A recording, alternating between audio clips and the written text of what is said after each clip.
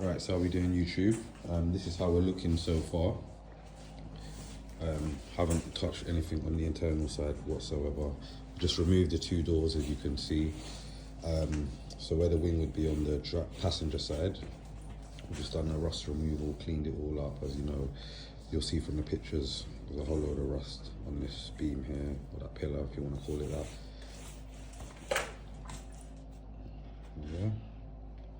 So come, remove the leg as well, we'll get behind it. Remember, we were stalling on that side as well, so that's all been done very nicely. Sorry about the dogs, guys.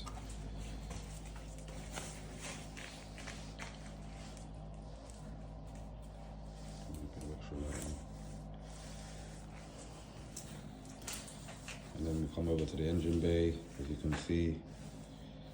So again, engine bay has still got a lot of work to do, a lot of more filling and priming, and just flatten it back out.